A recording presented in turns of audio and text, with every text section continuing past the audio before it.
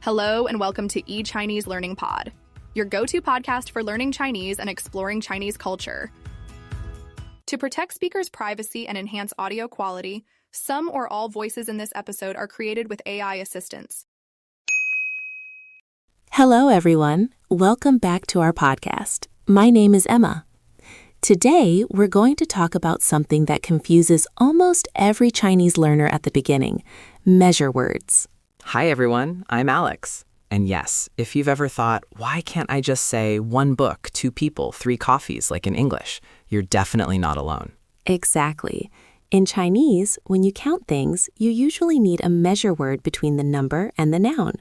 But don't worry, today we're focusing on the most useful ones, not all of them. Right, no memorizing long lists, just the measure words you'll actually hear and use in daily conversations. Let's start with the most important and most versatile measure word, ge. If you only remember one measure word, make it this one.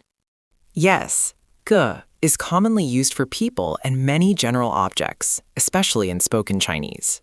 For example, 一个人, which means one person. Another example, 3个学生 which means 3 students. You can also say 这个问题, which means this question.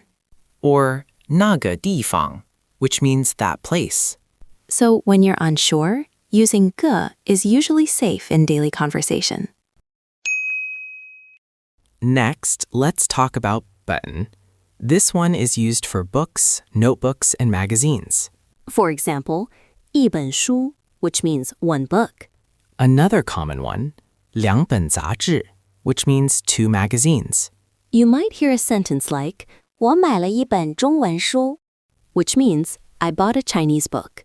Button gives the feeling of something bound or with pages, which makes it easy to remember. Now let's move on to zhāng, which is used for flat things. Think of things you can spread out flat: paper, photos, tickets, tables, even beds. For example, 一张纸, which means a piece of paper. Another example, 两张照片, which means 2 photos. In daily life, you might say, 请给我一张票, which means please give me one ticket. Next up is tiáo. This one is used for long and narrow things. For example, 一条裤子, which means a pair of pants. Or 一条路, which means a road. You can even use it for fish, 三条鱼, which means 3 fish. The image here is something long, flexible, or flowing. Now let's talk about something very practical.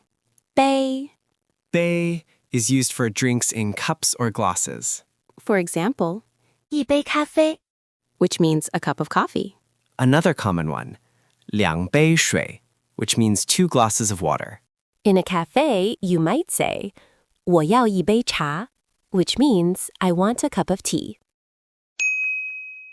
Here's an important tip.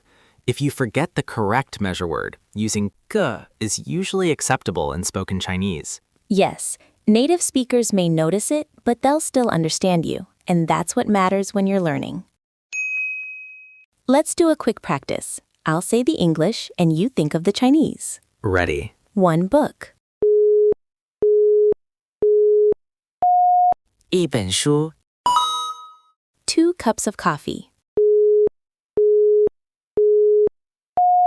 两杯咖啡 Great job! If you got those right, you're already using measure words naturally. So today we learned that measure words aren't something to fear. They're just a habit you build over time. Exactly. You don't need to remember everything at once. Start with the most common ones, listen more, and use them little by little. Thanks for listening. We hope today's episode makes Chinese feel a little more approachable. See you next time, and happy learning. Want to practice what you've learned today with a real Chinese teacher? You can get a free one-on-one trial lesson at eChineseLearning.com. That's it for today's episode of eChineseLearning Pod. Thanks for tuning in.